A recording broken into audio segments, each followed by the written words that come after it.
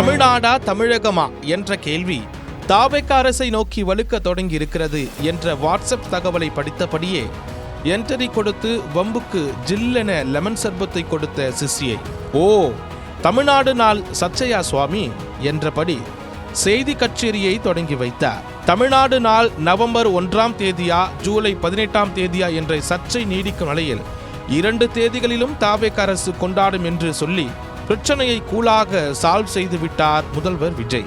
ஆனால் தாவேகாவின் பெயர் தொடங்கி வெற்றி தமிழகம் நோக்கி என்ற திட்டம் வரை தமிழ்நாடு என்பதை தவிர்த்து தமிழகம் என்றே விளம்பரப்படுத்துகிறது அரசு.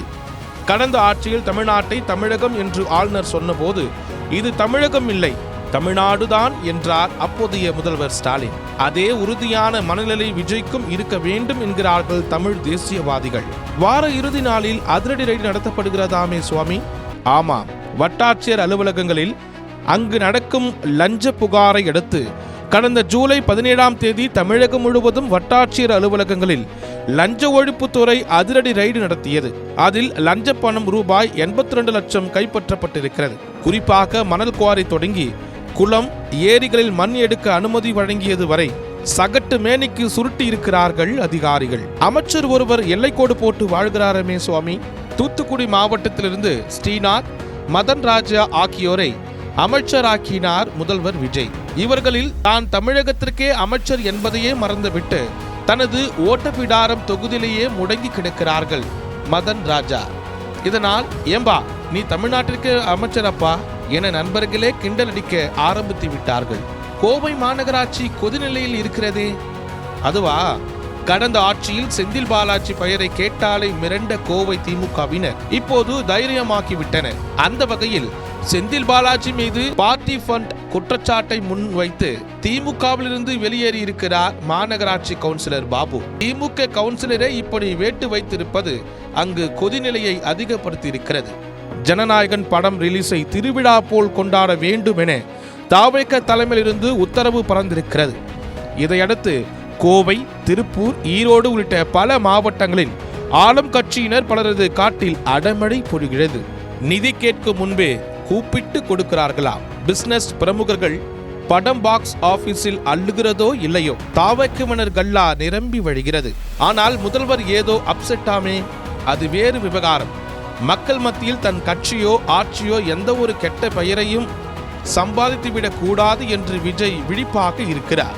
ஆனால் கட்சி சீனியர்கள் சிலது செயல்பாடுகள் அவரை கடும் கோபம் அடைய வைத்துள்ளன. குறிப்பாக கொங்கு மண்டலத்தை சேர்ந்த சீனியர் மோஸ்ட் கோட்டை புள்ளி ஒருவர் பர்சனலாக எல்லை தாண்டி கடவுளின் தேசத்திற்கு வழிபாட்டிற்கு சென்றிருக்கிறார்.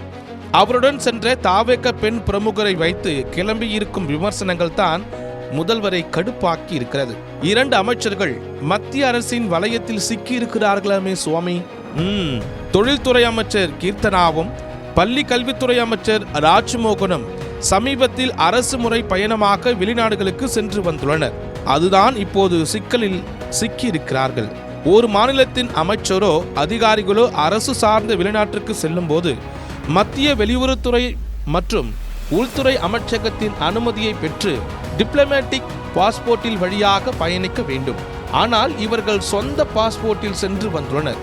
இது குறித்து மத்திய அரசு தாவேக அரசிடம் விளக்கம் கேட்டு இருப்பதால் இந்த பயணத்தை ஏற்பாடு செய்த அதிகாரிகள் உதறலில் இருக்கிறார்கள். எதிர்க்கட்சிகளை ஒன்றாக மேடை ஏற்றும் வேலை நடக்கிறதாமே. சென்னையில் நாடார் அமைப்புகள் சார்பில் அடுத்த மாதம் காமராஜர் பிறந்தநாள் விழா ஏற்பாடுகள் தொடங்கியுள்ளன.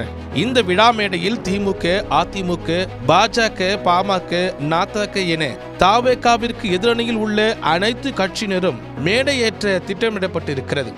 இந்த விழாவின் பின்னணியில் மாஜி அமைச்சர் அனிதா ராதாகிருஷ்ணன் இருக்கிறாரா? அமித்ஷா, ஸ்டாலின், எடப்பாடி, அன்புமணி, சீமான் என தலைவர்களை வரவழைக்க தேவையான முன் ஏற்பாடுகளில் அவர் தீவிரம் காட்டி வருகிறார். ஓஹோ, கலைஞர் பானையில் அறிவாலயம், சுயநலம் கலந்த பொதுநலம் ஃபார்முலாவை கையில் எடுத்திருக்கிறதாமே அதுவா? நடப்பு நாடாளுமன்ற கூட்டத்தொடரில் மக்களை தொகுதி மறுவரையறை மசோதாவை பாஜக நிறைவேற்ற திட்டமிட்டிருக்கிறது. அதற்கு திமுகவின் உதவியை டெல்லி எதிர்பார்க்கிறது.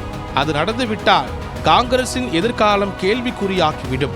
இந்த சூழலில்தான் மேகதாது தீர்ப்பாயம் குறித்து விவாதிக்க இரு அவைகளிலும் ஒத்திவைப்பு நோட்டீஸ் கொடுத்துள்ளது திமுக. இந்த நோட்டீஸை டெல்லி புறந்தள்ள நினைத்தால் தொகுதி மறுவரையறை மசோதாவுக்கு திமுக ஒத்துழைக்காது.